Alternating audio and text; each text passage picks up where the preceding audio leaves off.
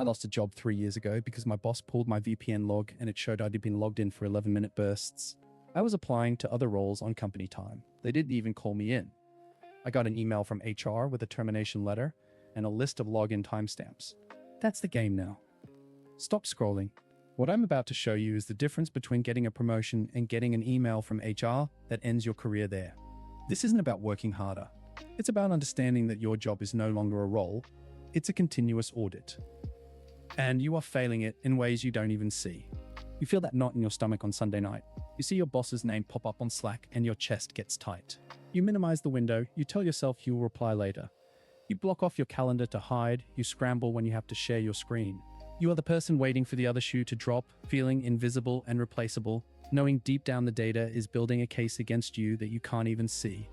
If you click off this video right now, that feeling doesn't go away, it gets worse. 1 year from now, you'll be in the same spot, or you'll be unemployed, wondering which of these 5 silent signals finally got you flagged. I spent $4,700 on a career coach after I got fired. He told me to lean into my narrative. It was worthless. The real lesson was in the receipts I never looked at.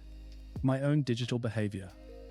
The first signal is the passive-aggressive Slack lag. This is the deliberate delay in replying to specific people. Psychologically, this is a failure of reciprocity, signaling disengagement. Platforms track average response times per conversation. Starting today, use scheduled sends. The moment you see a message from a key person, send a pre-written, noted, reviewing this, and will revert by 3 p.m. This resets your algorithmic response clock and frames you as proactive, not avoidant. The second trick is the calendar ghost, blocking huge chunks of time as focused time during core hours. This exploits how managers use calendar heat maps to gauge engagement. The mechanism is called signaling theory. Stop making opaque blocks.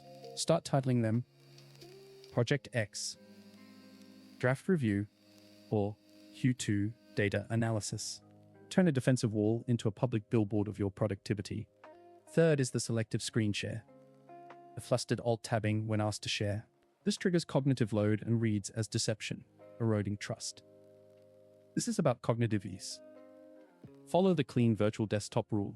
Before any meeting where you might share, have only the 2 necessary windows open and loaded. Your screen share becomes instant, confident, and builds authority bias. Number 4 is the after-hours Mirage. Sending emails at 11:17 p.m. with no supporting digital activity. Systems cross-reference email timestamps with VPN logs and document edit histories. This is a failure of consistency, a key principle in persuasion architecture. If you send a late update, make sure a corresponding document was saved or a commit was made within a 30-minute window. Align the signal with real work. The 5th and most dangerous is the VPN Vacation. Irregular login patterns and long inactive gaps. Automated session monitoring establishes a baseline. Deviations create an engagement risk score. This is about rhythmic presence. Create consistency. Log in and out at the same times. If you step away, use a status update. Back at 2.0. It signals intent, not abandonment. If you are still watching, you are already different. 90% of people clicked off because the truth is uncomfortable.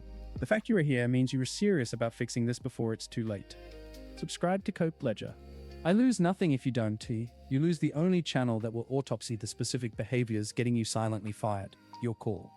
The master pattern is behavioral residue over self-reporting. They are auditing the digital exhaust of your process. Inconsistency between your messages, your calendar, your logins, and your work creates a composite picture of disengagement that is impossible to argue with. This is the part where every other career channel would sell you a $299 resume template. Cope Ledger does not sell anything. No course, no mentorship, no apply to work with me. Discord. We keep the receipts. We do not run the scam. The choice is yours. Stay the person waiting for the termination email, or become the person whose digital footprint tells the story of a focused professional. 1 year from now, you'll be one of those 2 people. Tell me in the comments what time you logged into work today. That number tells me everything. Don't subscribe if you're not ready to audit your own Cope. Your digital presence is a continuous auction, and right now, you're the one driving the bid down.